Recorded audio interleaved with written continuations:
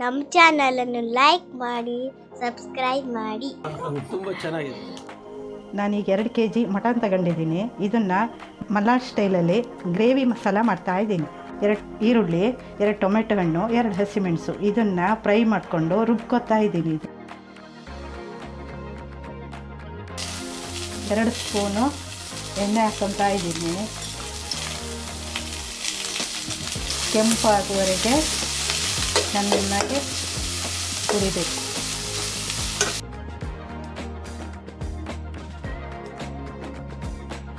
ಹುರಿದಿದ್ದು paste ಮಾಡ್ಕೊಳ್ಳೋಣ.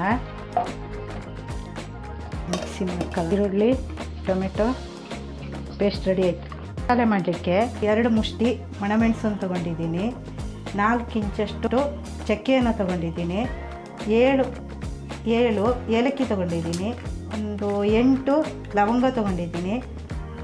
5 spoon ಧನಿಯಾ ತೊಗೊಂಡಿದ್ದೀನಿ. ಲಿಂಬೆಹಣ್ಣು ಗಾತ್ರದ ಹುಣಸೆ ಹಣ್ಣನ್ನು ಇಷ್ಟು ತೊಗೊಂಡಿದ್ದೀನಿ. ಮತ್ತು 1.5 ಕಾಯಿ. ನೀವು ಬೇಕಾದರೆ ಜಾಸ್ತಿ ಹಾಕೋಬೋದು. ನಾವು ಸ್ವಲ್ಪ ಕಾಯಿ ಜಾಸ್ತಿ ಹಾಕೊತಾ ಇದ್ದೀವಿ. ನೀವು ಕಡಿಮೆ ಬೇಕಾದರೂ ಮಾಡ್ಕೋಬೋದು. ಈಗ ಮೊದಲಿಗೆ 2 ಚಮಚ ಎಣ್ಣೆಯನ್ನು ಹಾಕೊತಾ ಇದ್ದೀನಿ.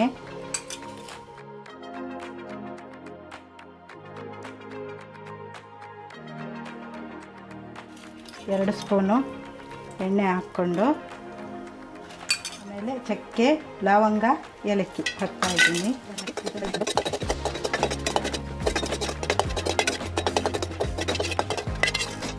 ಧನಿಯನ ಹಾಕ್ಕೊಳ್ಳೋಣ.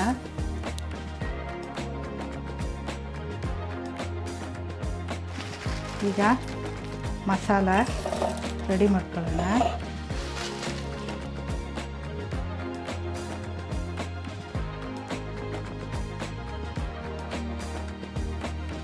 ಸ್ವಲ್ಪ ನೀರು ಹಾಕ್ತಾ ಇದ್ದೀನಿ.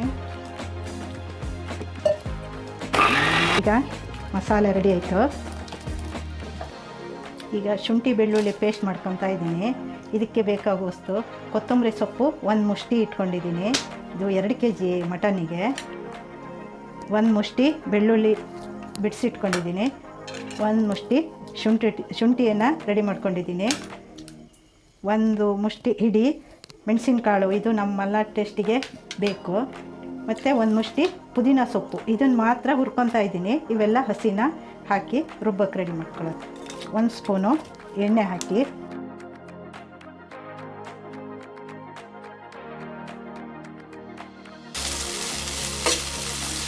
ಇಷ್ಟ ಆದರೆ ಸಾಕು.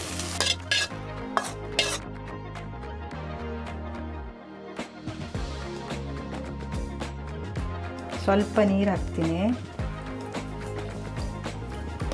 ಶುಂಠಿ ಬೆಳ್ಳುಳ್ಳಿ ಪೇಸ್ಟ್ ರೆಡಿ ಆಯಿತು. ಫ್ರೈ ಮಾಡ್ಕೊಳ್ಳೋಕ್ಕೆ 3 ಈರುಳ್ಳಿ ಹೆಚ್ಚಿಟ್ಕೊಂಡಿದ್ದೀನಿ. 2 ಟೊಮೆಟೊ ಹೆಚ್ಚಿಟ್ಕೊಂಡಿದ್ದೀನಿ. ಒಂದು 8 ಹಸಿಮೆಣಸು ಸಿಗ್ದಿಟ್ಕೊಂಡಿದ್ದೀನಿ. ಸ್ವಲ್ಪ ಎಣ್ಣೆ ಹಾಕ್ಕೊತಾ ಇದ್ದೀನಿ. ರೆಡಿ ಮಾಡಿಟ್ಟ ಹಸಿಮೆಣಸನ್ನು ಹಾಕ್ತಾ ಇದ್ದೀನಿ.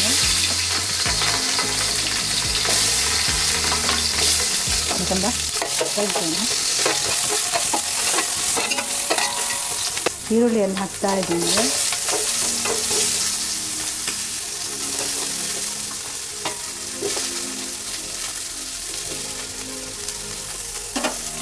ಫ್ರೈ ಮಾಡ್ಕೊಳ್ಳೋಣ.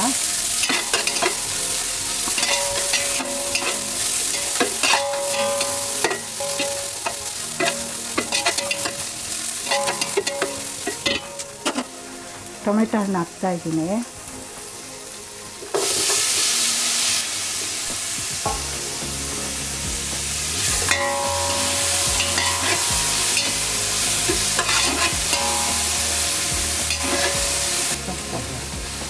ಮಟನ್ನ ತೊಳೆದಿಟ್ಕೊಂಡು ಮಟನ್ ಹಾಕೋಣ.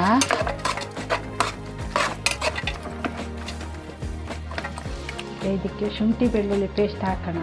ಅದರಲ್ಲೇ ಚೆನ್ನಾಗಿ ಬೇಯಬೇಕದು.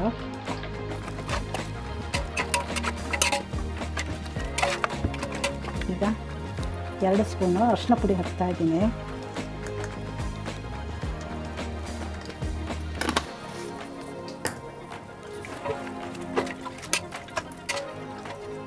ರುಚಿಗೆ ಬೇಕಷ್ಟು ಉಪ್ಪು ಹಾಕ್ತಾಯಿದ್ದೀನಿ.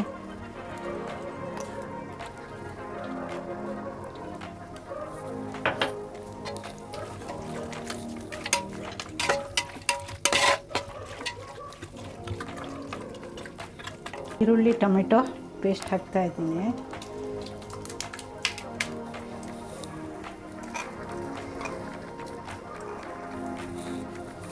ಇದರಲ್ಲಿ ಈಗ ಚೆನ್ನಾಗಿ ಮಟನ್ನು ಬೇಯಬೇಕು.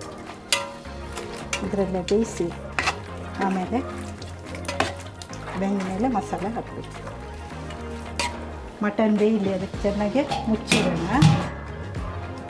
ಈಗ ಹೆಚ್ಚಿಟ್ಟಿದ್ದ ಆಲೂಗಡ್ಡೆ, ಇದು ಟೇಸ್ಟ್ ಬರಲಿ ಅಂತ ಆಲೂಗಡ್ಡೆ ಹಾಕ್ತಾ ಇದ್ದೀನಿ.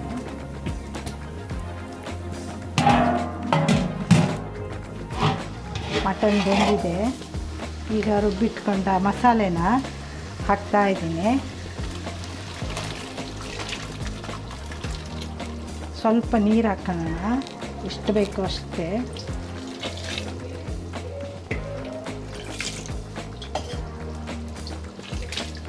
ಗ್ರೇವಿ ಮಸಾಲೆ ಆದ್ದರಿಂದ ಅದು ಸ್ವಲ್ಪ ದಪ್ಪ ದಪ್ಪನೇ ಇರುತ್ತೆ. ಸ್ವಲ್ಪ ಕುದಿ ಚೆನ್ನಾಗಿ.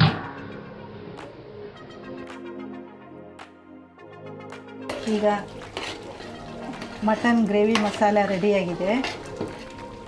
ಈ ಬೆಂದಿದೆ ಇದು.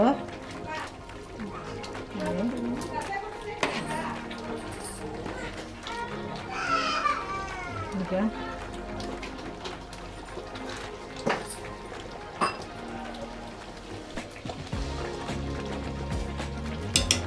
ಗ್ರೇವಿ ಮಟನ್ ಮಸಾಲ ರುಚಿ ರುಚಿಯಾಗಿ ರೆಡಿಯಾಗಿದೆ. ಮಟನ್ ಸ್ವಲ್ಪ ಖಾರ ಇದೆ.